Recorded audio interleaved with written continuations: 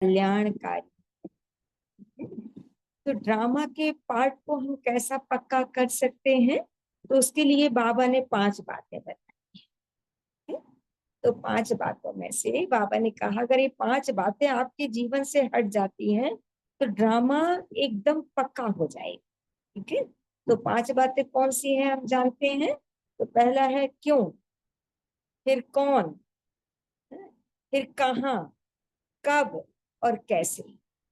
ये 5 बातें अगर हमारे जीवन से निकल जाएं, या जब ये बोलने का समय आए उस समय हम ये रियलाइज करें कि बाबा ने कहा कि इन बातों को निकाल देना है, कि ऐसा क्यों हो रहा है, किसने किया है, कब हुआ, कैसे हुआ, ये बातों में हम उलझ जाते हैं। ठीक है, तो ये कब होता है, जब हमें ड्रामा पर पूरा निश्चय नहीं होता है।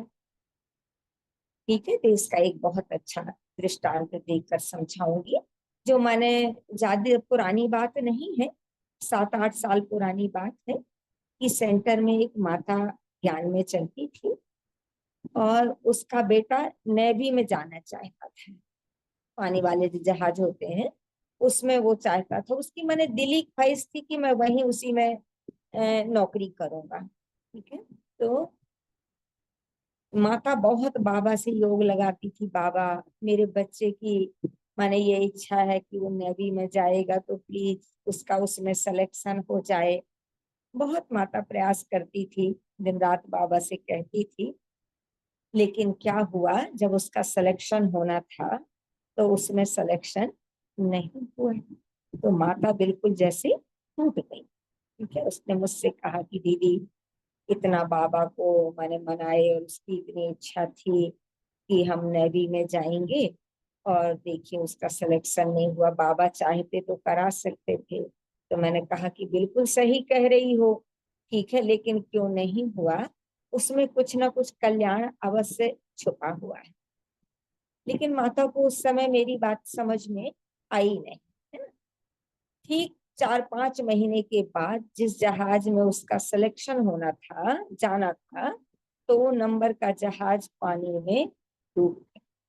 ठीक है, जब पानी में वो जहाज डूब गया और ये खबर उसको मिली, तो माता माने बाबा को बहुत थैंक्स करने लगी कि बाबा आपका बहुत बहुत शुक्रिया, आपने मेरे बेटे को बचा लिया। मुझे तो उस समय लगा कि ये कैसे, माने बाबा तो सब कुछ कर सकते हैं, लेकिन बाबा ने क्यों नहीं मेरे बच्चे का सिलेक्शन होने दिया। ठीक है, अब मुझे समझ में आया कि जो आपका बन जाता है, ठीक है, उसके साथ कभी गलत हो ही नहीं सकता। बाबा आज के बाद मैं कभी ड्रामा पर कोई संदेह नहीं करूंगी। ठीक है?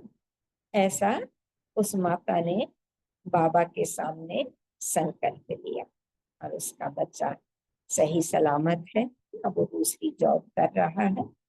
तो कहने का भाव कि ड्रामा में जो भी सीन आता है हमें उसे प्रेम पूर्वक स्वीकार कर। कभी कभी ऐसे दृश्य आते हैं जो हमें अच्छे नहीं लगते, और उस समय लगता है कि इसमें क्या कल्याण समाया। ठीक है, और अभी तो सब कुछ कल्याण ही दिख रहा है, लेकिन जैसे समय बीतता जाता है तो कुछ समय के बाद वो उसका जो मर्म है वो निकल कर हमारे सामने आता है कि अच्छा इस कारण से मैंने ये घटना हुई थी, चलो इसमें बहुत कल्याण है। ठीक है, ऐसे बाबा के महावाक्य, बाबा की श्रीमत अगर हम ध्यान से सुनते हैं, अपने जीवन में धारण करते हैं और अपने प्रैक्टिकल जीवन में उसको व्यवहार में लाते हैं, तो हमारा जीवन क्वेश्चन मार्क से मुक्त हो जाता है। ऐसा क्यों, ऐसा कैसे हो सकता है, हैं? कहाँ हुआ, कब हुआ, इन सब से हम मुक्त हो जाते हैं। फिर बाबा कहते बच्चे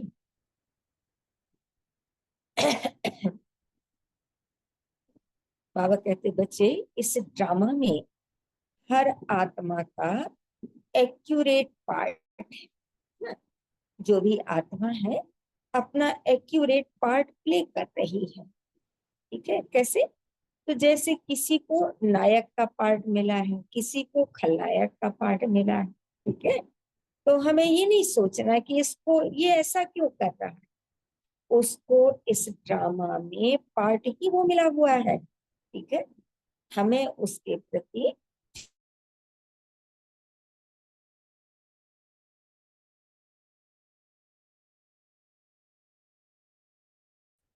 कि बाबा इस आत्मा का भला हो जाए। ठीक है, इस आत्मा का भी कल्याण हो, ऐसी भावना हमें रखनी है। तो एक और उदाहरण दूंगी कि एक मैंने मुंबई घाट के ऊपर सेंटर में एक भाई नए नए जुड़े थे, 2 4 6 महीने ही उनको जुड़े हुए थे। ठीक है, तो वहाँ एक वो उनको फ्लैट लेना था, तो एक बहुत अच्छी बिल्डिंग थी, तो उसमें वो चाह रहे थे कि मैं फ्लैट ले। तो उन्होंने दीदी को कहा कि दीदी मुझे माने यहाँ फ्लैट लेना है, क्या मिल जाएगा? तो बोले अच्छा योग लगाओ।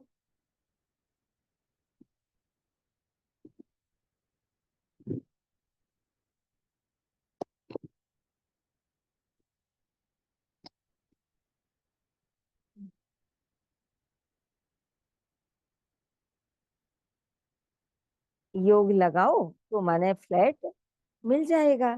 बोले अच्छा। तो बोले कि और माने भोग लगवा दीजिए। कहते ना, बाबा कहते बच्चे भोग लगाने से भोगना मिटती है, हमारी मनोकामना पूरी होती है। तो वो भाई ने भोग लगवाया और योग करता रहा, बाबा के कमरे में घंटों घंटों बैठता था, प्लीज बाबा मुझे वो फ्लैट दिला दीजिए। ठीक है, तो नंबर लगते हैं, नंबर निकलते हैं शायद बड़े शहरों में, तो वो नंबर लगाया था कि मेरा नंबर निकल आएगा तो मुझे फ्लैट मिल जाएगा। तो वो क्या हुआ कि जब उसका नंबर निकला तो नंबर खुला उसका, उस बिल्डिंग का, तो उसका नंबर नहीं आया। नहीं आया तो वो बहुत नाराज हुआ, बहुत नाराज हुआ और सेंटर आना ही बंद। फोन में ही दीदी से मैंने कहने लगा, अरे कहाँ है भगवान, कैसा भगवान है? आप तो कहती थी कि बाबा से योग लगाओ, भोग लगाओगे सब ठीक हो जाएगा, लेकिन मुझे तो वो फ्लैट ही नहीं मिला, मेरा तो नंबर ही नहीं आया उसमें। ठीक है, बहुत डिस्टर्ब था और उसने सेंटर आना छोड़ दिया। ठीक है, 3 4 महीने के बाद बारिश का समय था। ठीक है, बारिश का समय आया, बहुत बारिश हो रही थी वहां पर, और जिस बिल्डिंग में वो फ्लैट लेने वाला था वो पूरी बिल्डिंग ही गिर गई। जब पूरी बिल्डिंग गिर गई तो उसको समझ में बात आई कि दीदी कह रही थी कि भाई अगर फ्लैट नहीं मिला है ना तो उसमें भी कोई कल्याण होगा। ठीक है, तो ये कल्याण समाया था उसमें कि अगर मैं फ्लैट ले लेता तो मैं फ्लैट में होता, और फ्लैट में होता और बिल्डिंग गिरी थी तो मैं भी जैसे और लोग मर गए तो मैं भी मर जाता। तो वाह बाबा, आप कितने अच्छे हो, कितने कल्याणकारी हो, आपने मुझे फ्लैट नहीं दिलाया। ठीक है, और वो माने बहुत कृतज्ञता व्यक्त करने लगा बाबा के प्रति, और सेंटर आया, दीदी आपने ठीक कहा था कि अगर फ्लैट नहीं मिला तो उसमें भी कोई कल्याण समाया हुआ है। ठीक है, तो दीदी ने कहा कि भाई अगर ड्रामा पर आपको निश्चय हो जाएगा ना तो किसी भी बात पर संदेह नहीं होगा, क्योंकि जो कुछ भी घटनाएं घट रही हैं और जो कुछ घटने वाली हैं उसमें सब बहुत बहुत कल्याण समाया हुआ है। ठीक है, तो ऐसे उस भाई को ड्रामा का राज समझ में आ गया और वो बाबा का पक्का बच्चा बना और रोज वो सेंटर आने लगा। ठीक है, तो एक घटना और अहमदाबाद की सुनाती हूँ कि एक भाई की दिल्ली में मीटिंग थी और बहुत अर्जेंट मीटिंग थी, उसको जाना था, वहां पर मीटिंग अटेंड करना था। तो जैसे घर से तैयार होके वो निकला, एयरपोर्ट पोर्ट पहुंचा, तो वहां पर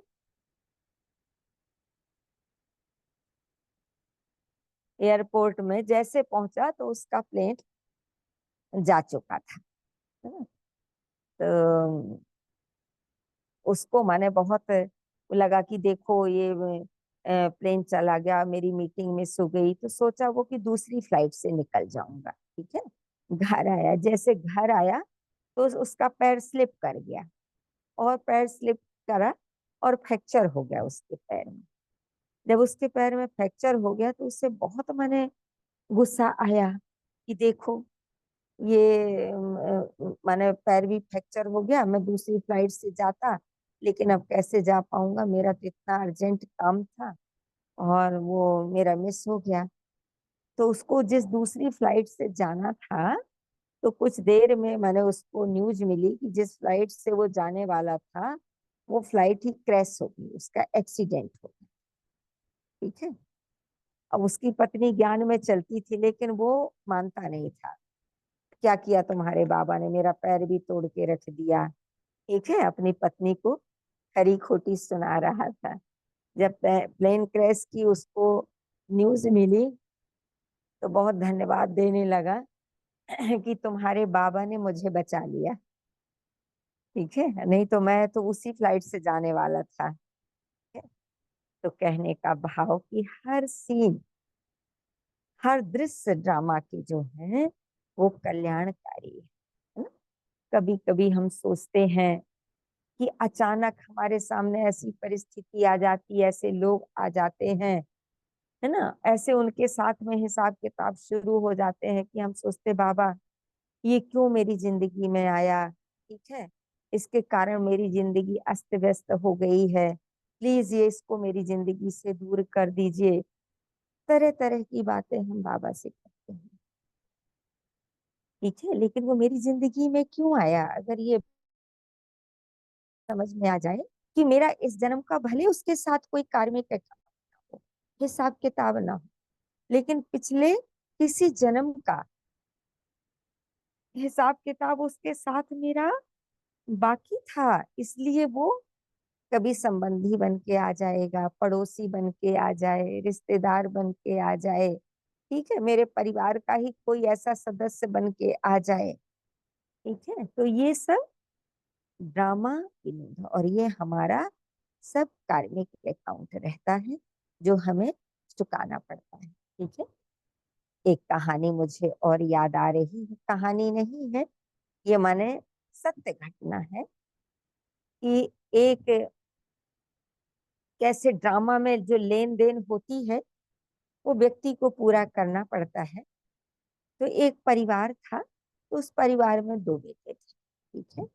एक 5 साल का था और एक 10-12 साल का था ऐसा। तो वो दोनों आपस में बात कर रहे थे कि भाई तुम इस घर में क्यों जन्म लेके आए हो। तो बोला तुम क्यों जन्म लेके आए हो। तो बोले मैं ना 1 तोला सोना इनसे उधार लिया था, जो माता पिता थे उसके वर्तमान में। तो बोले उनसे मैंने 1 तोला सोना लिया था उधार, वो मैं चुकाने के लिए आया हूँ, ठीक है। तो छोटा बच्चे से जो 5 साल का था, तो बड़े ने उससे पूछा कि तुम क्यों माने आए हो यहाँ। बोले मेरा ना सरसों का तेल इन लोगों ने लिया था उधार, वो मैं अपना वापस लेने आया हूँ। अब छोटा बच्चा सरसों का तेल कैसे वापस लेगा, देखिए कैसा विधि का विधान होता है। तो बड़ा बच्चा माने 5th क्लास में पढ़ रहा था, बहुत होशियार था पढ़ने में। तो वो जिस स्कूल में पढ़ रहा था, जिस गांव में, तो उस वहां वो फर्स्ट आया, पूरे जिले में फर्स्ट आया, और उसको इनाम दिया गया। तो इनाम में उसे 1 तोला सोने का चपरा, जैसे होता है गणेश जी बना देते, लक्ष्मी जी बना देते, कोई मैंने ऐसा कृष्ण बना देते, ऐसा वो चपरा टाइप का था, ठीक है। वो उसको दिया गया इनाम में। अब वो बड़ा खुश हो गया कि मुझे इनाम में सोना मिला है, ठीक है। और वो घर आया तो खुशी खुशी वो उछलने लगा। तो जो देहरी होती है ना, चौखट देहरी की, तो उसमें जब मिस्त्रियों ने वो चौखट लगाई थी तो कील निकालना भूल गए थे, वो ऐसी कील उसमें लगी हुई थी चौखट में। तो बच्चा आया तो कूदने लगा, तो जैसे वो कूदा देहरी में, तो कील उसके यहाँ मस्तक घुस गई, यहाँ पर सिर में, और जैसे कील घुसी वो वहीं बेहोश हो गया और उसका माने शरीर छूट गया। ठीक है। और जो वो सोना लिया था वो कॉपी में दबाया था, तो जैसे वो गिरा उसके हाथ से कॉपी छूट गई और सोना, वो चपरा जो था उसका, वो निकल के बाहर गिर गया। जब बाहर गिर गया तो उन्होंने देखा कि अरे ये क्या है। फिर माने शोर हुआ, सब लोग माने आए तो बोले कि ये इसको इनाम में मिला था, ये जिले में फर्स्ट आया था। ठीक है, तो उसको इनाम में मिला था ये सोना। अच्छा चलो कोई बात नहीं, अब जो होना था सो तो हो गया। उस समय तो बड़ा भाई दर्द का माहौल ही था। अब धीरे धीरे समय बीतता गया। ठीक है। जो छोटा बेटा था, तो जो माने मालिश करती है माँ सरसों के तेल में, उसको कुछ बनाते खिलाते, जैसे उसका सरसों के तेल का हिसाब पूरा होता है। ठीक है, तो जिस दिन उसका तेल पूरा हो गया, जितना लिया था माने उसका माने इन लोगों ने लिया था, तो वो तो लेने के लिए आया था। जिस दिन पूरा होता है उस दिन उसकी भी अचानक मृत्यु हो जाती है। ठीक है। अब घटना कितनी हृदय विदारक है, लेकिन इसमें क्या कल्याण छुपा है? इसमें कल्याण छुपा है कि जो लेन देन थी ड्रामा की, ड्रामा में जो भी था फिक्स है कि हमने जिससे लिया है हमको वो देना ही पड़ेगा। अगर हम इस जन्म में नहीं दे पा रहे तो अगला जन्म हमको उसका कर्जा चुकाने के लिए आना पड़ेगा। तो इसीलिए कहते हैं ना कि कभी किसी से कर्जा मत लो, अगर लिए हो तो उसको चुका दो, अगर अभी नहीं चुका पाओगे तो फिर आपको आना पड़ेगा। अब 5 किलो तेल कोई बड़ी बात तो नहीं थी। ठीक है, लेकिन उसको लेने के लिए उस घर में जन्म लेना पड़ा। 1 तोला सोना भी इतनी बड़ी बात नहीं थी कि उसको फिर से जन्म लेना पड़ा, आना पड़ा और चुका के, बस इतने ही हिसाब किताब, और चुका के उसको विदाई लेनी पड़ी। तो हमारे जो भी संबंधी हैं, साथी हैं, है ना, आसपास के जो लोग हैं, ये सब हिसाब किताब से ही हमको मिले हुए। तो कभी भी हमारे मन में ये बात नहीं आना चाहिए कि ये क्यों मिले। ठीक है, इनके नहीं होने से मेरा जीवन बहुत अच्छा हो सकता था, या ये ऐसे लोग मेरे जीवन में आ जाए तो मेरा जीवन बहुत अच्छा हो जाए। जो मुझे चाहिए था, जो मुझे चाहिए था वो मुझे मिला। ठीक है। हम्म, और जो मेरी आवश्यकता थी, तो परमात्मा तो कल्याणकारी है, वो अपने बच्चे का किसी भी रूप में कर्ज नहीं रहने देता है। ठीक है, उस कर्ज को वो किसी न किसी माध्यम से उसको चुकवा देता है और हम कर्ज से मुक्ति पा लेते हैं। तो कहने का मतलब कि कुछ भी है, ठीक है, तो बिल्कुल चिंता से हमें मुक्त। ड्रामा एक ऐसा शब्द है जो हमें निश्चिंत बना देता है। हमारे जीवन में कोई भी प्रिय अप्रिय घटना घटती है, लेकिन जैसे ड्रामा की स्मृति आती है हम निश्चिंत हो जाते हैं। ये तो ड्रामा था, ड्रामा में ऐसा होना है। फिर बाबा कहते बच्चे, ड्रामा तो नथिंग न्यू है, ये कल्प पहले भी हुआ था, आज भी हो रहा है और आगे भी होना है। हुआ था, हो रहा है और कल्प के बाद फिर होगा। तो दादी गुलजार कहती थी कि बात इतनी समझदार, बात इतनी समझदार जो आती है 5,000 वर्ष के बाद, और हम कितने बेसमझ कि उसको दोहराते हैं बार बार। जो दृश्य निकल गया हमारे जीवन से, में जो शूटिंग हो गई, पास्ट हो गई, वो कब आएगी अब दोबारा? वो 5,000 वर्षों के बाद आएगी। ठीक है, लेकिन हम लोग क्या करते हैं, उसके बारे में बार बार सोचते हैं, कितने बार उसका वर्णन करते हैं। ठीक है, जो कोई आता उसी से उस घटना की हम चर्चा करते हैं। ठीक है, और सिर्फ 2-4 दिन नहीं है, कई दिनों तक, महीनों और सालों तक वो बात चर्चा का विषय बनी होती है हमारे जीवन में। ठीक है, तो इन सब बातों को ध्यान देना है। ठीक है, और ड्रामा के सीन को, ड्रामा के पट्टे पर इतना पक्का हो जाना है। ठीक है, ड्रामा के पट्टे पर इतना, ड्रामा के पट्टे पर, ड्रामा के पट्टे पर इतना पक्का हो जाना है कि कुछ भी हो जाए, मुझे अचल अडोल रहना है। ठीक है, सबसे बड़ी बात कि भगवान हमारा साथी है। ठीक है, कुछ बातें ऊपर नीचे हो भी जाती हैं, कोई बात नहीं, बाबा से हम सहने की शक्ति है, क्योंकि परमात्मा सर्वशक्तिमान है। और हम बच्चों को उसने कितने सम्मान दिए, और क्या कहते बच्चे, तुम मास्टर सर्वशक्तिमान हो। कैसी भी परिस्थिति जीवन में आ जाए, कैसी भी समस्या,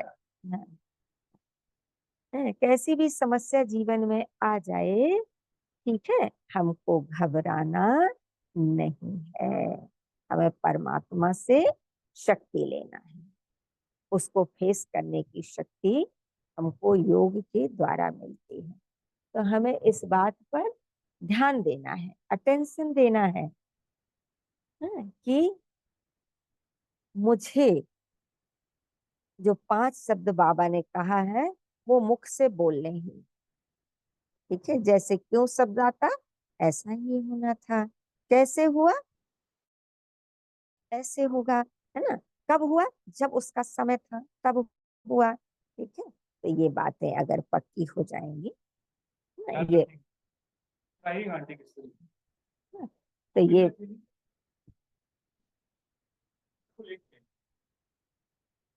तो है ना, तो ऐसे हमें हर सीन को स्वीकार करना है। ठीक है, तो हर सीन हम जब स्वीकार कर लेते हैं, सबसे पहले कैसी भी परिस्थिति जैसे होती है ना, तो उसको जब हम स्वीकार करते हैं, तो जैसे हम उसको एक्सेप्ट करते हैं, तो उसका सामना करने की शक्ति परिस्थिति के साथ ही हमारे अंदर आ जाती है। और अगर हम उसको रिजेक्ट करते हैं, तो वो जो शक्ति हमें मिलने वाली थी सामना करने के लिए, वो भी नष्ट हो जाती है। तो हमने सिर्फ परिस्थिति को रिजेक्ट नहीं किया है, हमने तो शक्ति को भी रिजेक्ट कर दिया है। क्योंकि हमारे पास असीम शक्तियां है ना, और वो चैलेंजेस को जैसे हम फेस करते हैं, वो शक्तियां हमारी बढ़ने लगती हैं। ठीक है, और धीरे धीरे हम शक्ति का अनुभव करते हुए ये पूर्ण रूप से महसूस करने लगते हैं कि हम वास्तव में मास्टर सर्वशक्तिवान हैं। दुनिया की कोई ऐसी परिस्थिति नहीं जिसका हम सामना नहीं कर सकते हैं। ठीक है, हम सामना क्यों कर सकते हैं परिस्थिति का, क्योंकि भगवान मेरा साथी है। तो ऐसा हम कब कर पाएंगे, जब हमारे पास में शक्ति होगी। और शक्ति भरने का सबसे अच्छा समय अमृत बेला होता है। अमृत बेला हम उठे, है ना, बाबा के पास बैठे, अलर्ट होकर बैठे। ठीक है, अपने बाबा से रुई रेहान करें, अपने मन के तार उस परमात्मा से जब हम जोड़ते हैं, तो उसकी जो शक्ति है वो हमारी आत्मा में ट्रांसफर हो जाती है। ठीक है, और वो शक्ति पूरा दिन जो भी परिस्थिति आती है उसका सामना करने में हमारी बहुत मदद करती है। ठीक? तो सुबह मेहनत हम कम करते हैं अमृत वेले, लेकिन प्राप्ति हमको ज्यादा होती है। क्योंकि उस समय परमात्मा पिता के रूप में हमारे सामने आते हैं। ठीक है, तो जैसे हम अपने बच्चे को चाहते हैं ना कि थोड़ी मेहनत करे, उसे इतना सारा दे देते हैं, वैसे भोलानाथ परमात्मा अमृत वेला हमारी थोड़ी सी मेहनत के बदले हमें कितना ढेर सारा प्यार देते हैं, कितने वरदान देते हैं और कितनी शक्तियों से हमें भरपूर करते हैं। ठीक है, तो शक्ति भरने का जो समय है, अमृत वेले का टाइम सबसे बेस्ट टाइम है।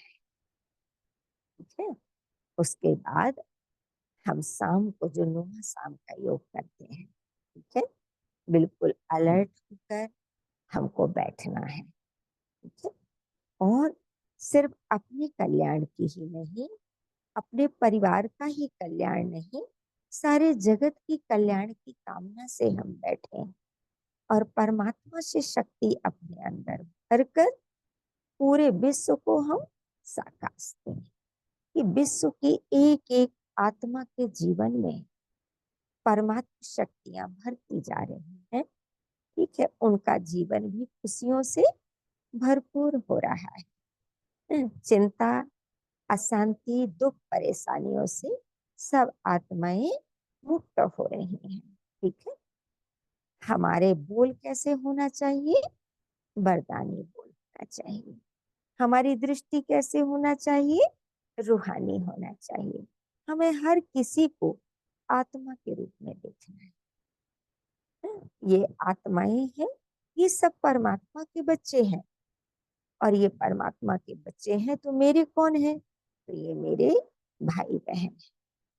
ठीक है, तो इस दृष्टि से जब हम उनको देखेंगे तो हमारे मन की जो भावनाएं हैं उसमें रहम आने लगेगा, है ना। और जब रहम आ जाएगा तो हम किसी के लिए गलत कभी सोच ही नहीं सकते। ठीक है, और बाबा कहते बच्चे तुम कल्प वृक्ष के नीचे बैठे हो, तुम कल्प वृक्ष के नीचे बैठे हो, तुम्हें किसी के लिए भी गलत नहीं सोचना है। क्यों गलत नहीं सोचना है? क्योंकि अगर हमने गलत सोचा तो उसका गलत होना ही है। कहते कल्प वृक्ष के नीचे तपस्या करने से सारी मनोकामनाएं पूरी हो जाती। और मान लीजिए कि किसी का गलत हो जाता है, ठीक है, तो कितने दुख की बात है। हम क्या कहते हैं? हम तो विश्व कल्याणकारी हैं, हमने जन्म ही इस धरती पर जगत के कल्याण के लिए हुआ है और धोखे से भी किसी के अकल्याण के अगर हम निमित्त बन जाते हैं तो क्या हम अपने आप को माफ कर पाएंगे? नहीं कर। ठीक है, इसलिए हमें सहना है। कोई गलत भी कहता है तो सह लेना है। ठीक है, क्योंकि सह लेने को शक्ति कहा जाता है। ठीक है, कोई कुछ कहता है अगर हमने सह लिया वो कमजोरी नहीं है, वो तो हमारी शक्ति है। ठीक है, इसी तरह, है ना, कुछ भी हो जाए, ठीक है, मुझे हिलना नहीं है। ठीक है, परिस्थिति हिलाएंगी पर मैं अचल अडोल रहूंगी। तो भक्ति मार्ग में कहते हैं ना कि आसन में बैठो। ठीक है, कोई भी पूजा आसन में बैठ के की जाती है। और बाबा भी हम बच्चे से कहते बच्चे आसन में बैठो। तो कौन सा आसन? तो बाबा कहते स्वस्थिति के आसन में बैठो कि मैं कौन हूँ, मैं कहाँ से आई हूँ, मैं किस लिए आई थी। ठीक है, ये बात अगर मेरी स्मृति में रहेगा कि मैं कौन हूँ, मैं तो आत्मा हूँ, मैं किस लिए आई थी, यहाँ मैं जगत कल्याण के लिए आई थी, श्रेष्ठ कर्म करने के लिए आई थी। ठीक है, तो ये बातें जैसे स्मृति में हमारे आती जाती हैं और पक्की होती जाती हैं, वैसे ड्रामा पर निश्चय हमारा और पक्का होता है। ठीक है, अगर ड्रामा पर हम निश्चय नहीं करते, हम घबराते हैं, तो नुकसान किसका सबसे ज्यादा होता है? हाँ? हम अपना नुकसान कर देते हैं। ठीक है, क्योंकि ड्रामा तो फिक्स है, वो तो जो होना है होके रहेगा। तो क्यों ना हम ड्रामा के साथ साथ चलें, उसको स्वीकार करके, है ना, परमात्मा से शक्ति भर के उसका सामना हम प्रेम पूर्वक करें। हम्म, ठीक है। तो अच्छा, ओम शांति। तो ड्रामा कैसा है? जो हो रहा है अच्छा, जो होगा और अच्छा होगा, और जो हो गया वो भी अच्छा। ठीक है। अच्छा, ओम शांति।